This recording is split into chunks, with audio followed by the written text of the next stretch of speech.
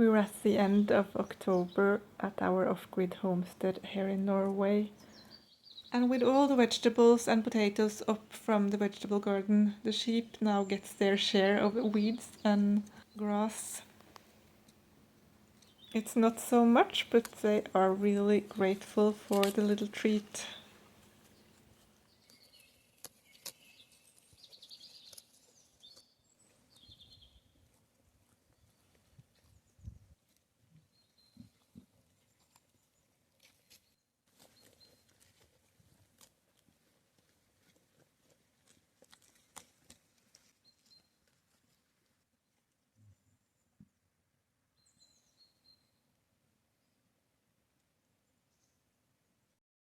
This is a big life hack for us.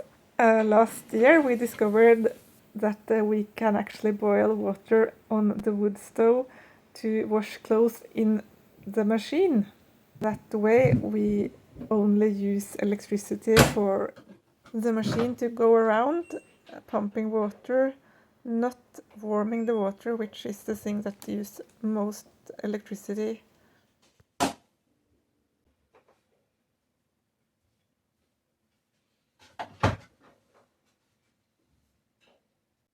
We just pour hot water in at the same time as the machine's program is starting to pour cold water in and set the program to cold water. We have actually tested to fill all the water in this way, and that works as well. So that is handy in an emergency where we can't pump water. You are maybe wondering why we're using a machine at all when we live like we do off-grid.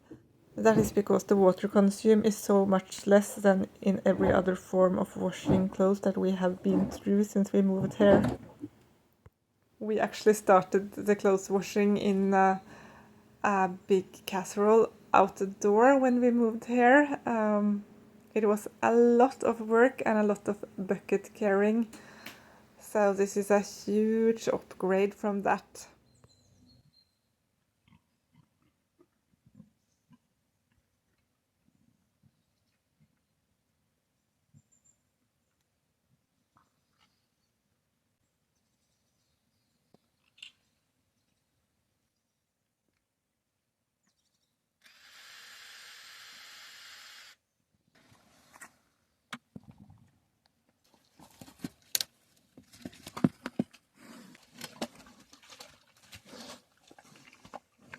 The vegetable garden is ready for the pigs to do their job for the next several months.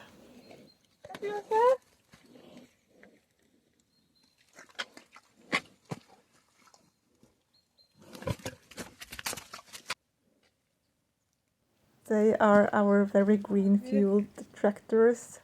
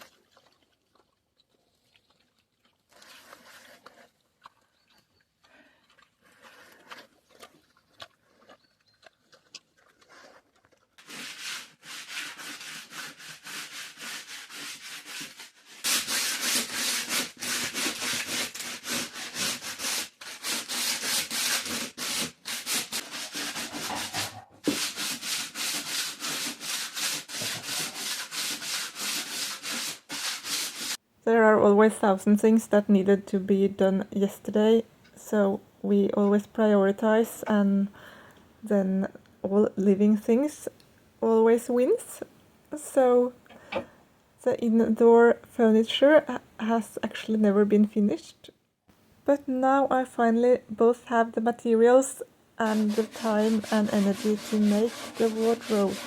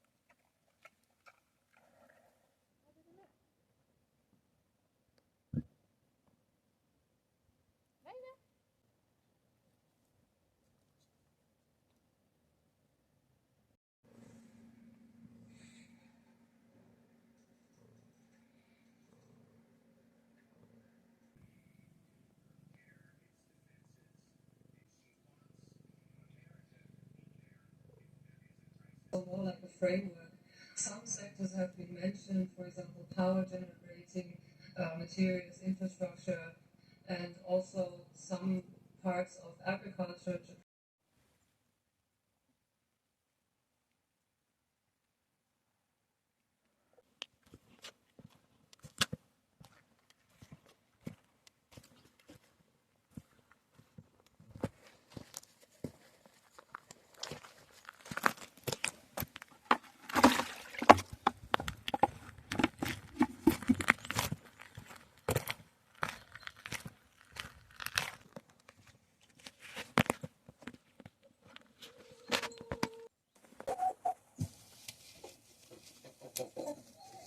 Three eggs today, that's great. At this time of year we are happy if we get one egg a day. So thank you, chickens.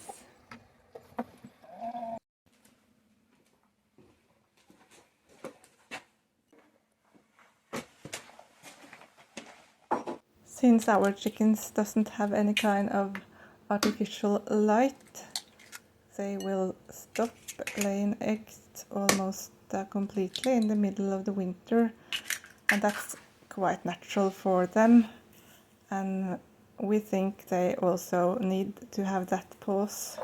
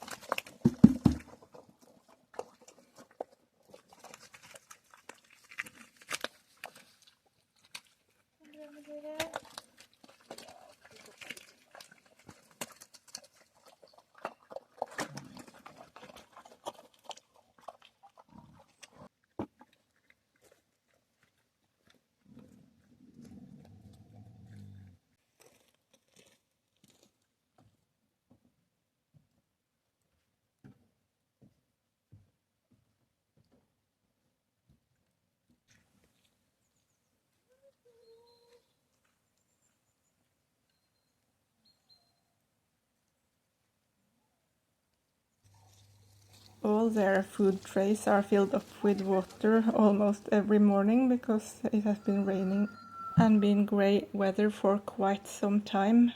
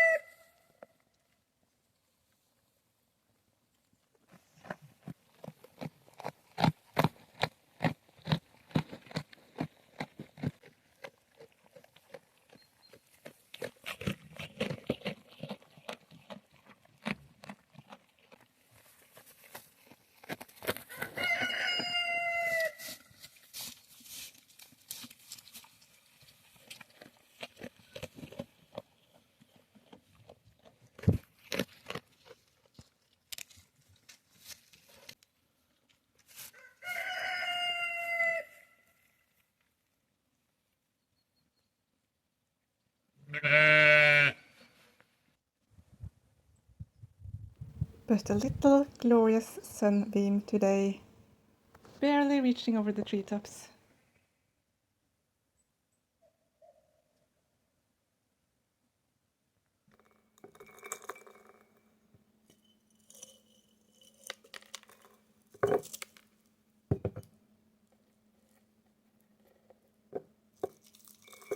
I will enjoy this good weather to put out this year's small baby garlics. They are from our own garlics from last year.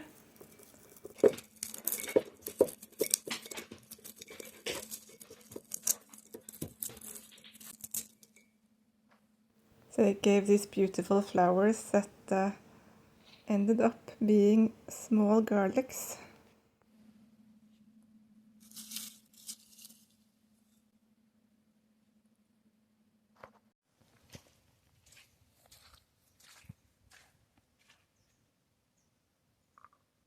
I must say the asparagus is coming along nicely.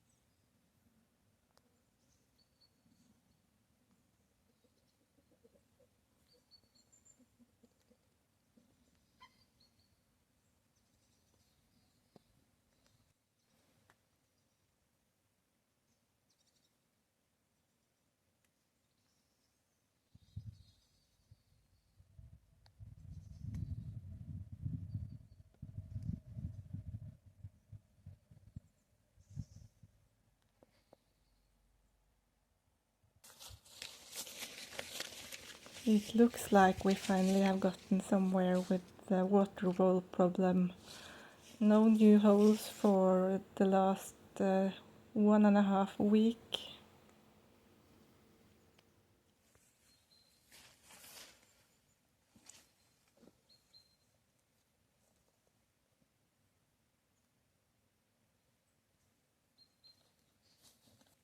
So something has worked against the water voles, if it is the flower onions or just me disturbing here every day.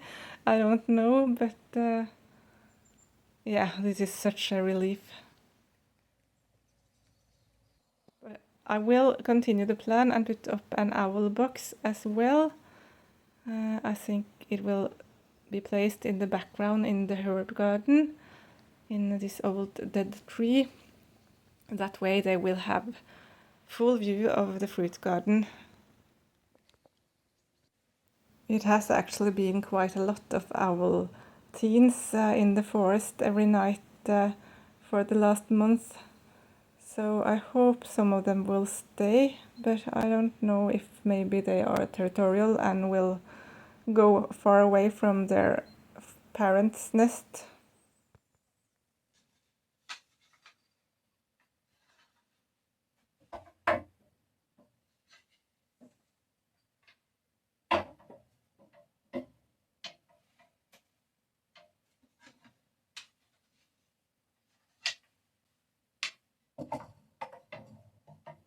These old commercial hangers are so cool.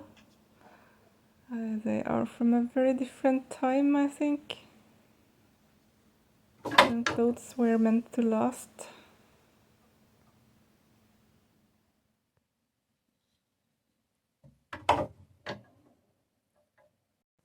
I have a lot of rest materials after the closet, so they will become the owl box.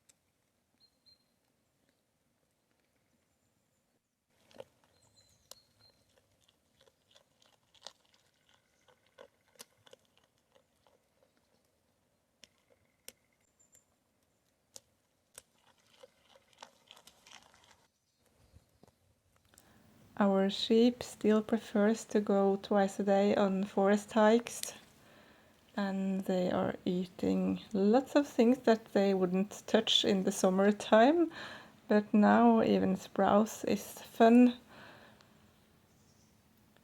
and they are really good at finding edible mushrooms.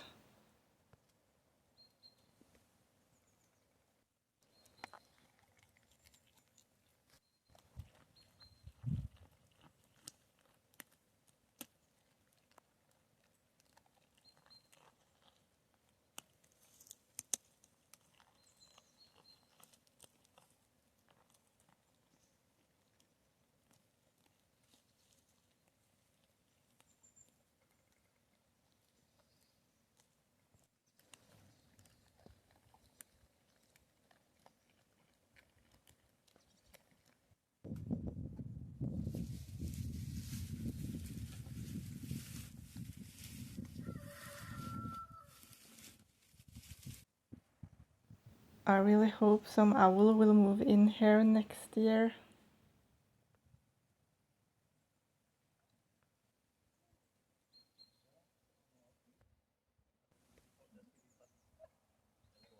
The owl box is really heavy. It's between 10 and 15 kilos, I think.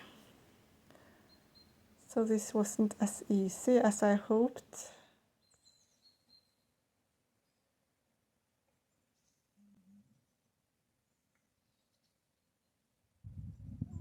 But on the second try it went up in the tree, secured by both screws and a wire.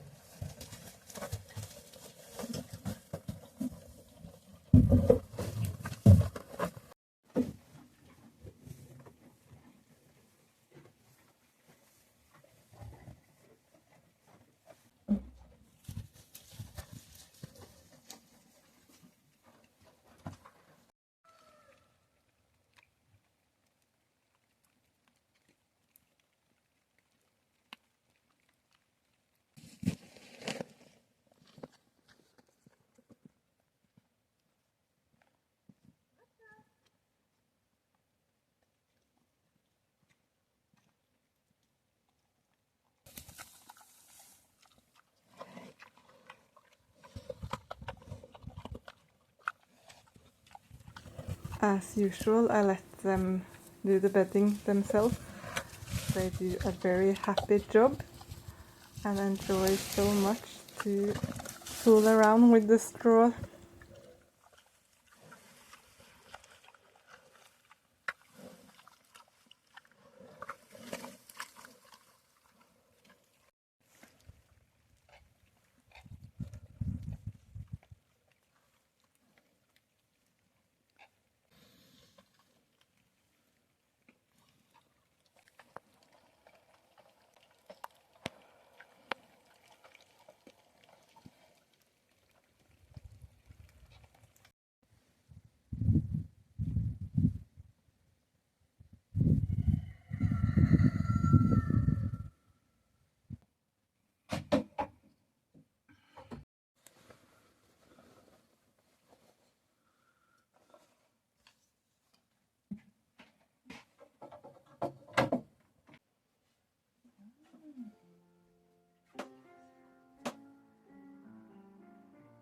It's finally time to move into the closet, except we miss the doors and the front. That is something I will have to wait to make till everything dries up in the winter. Otherwise there will be this huge gap between the planks in the front when it dries up.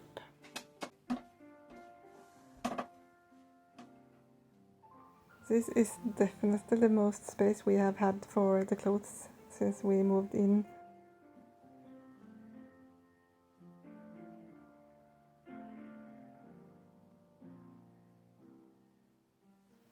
So this was another video just about our daily life here at our little homestead in Norway.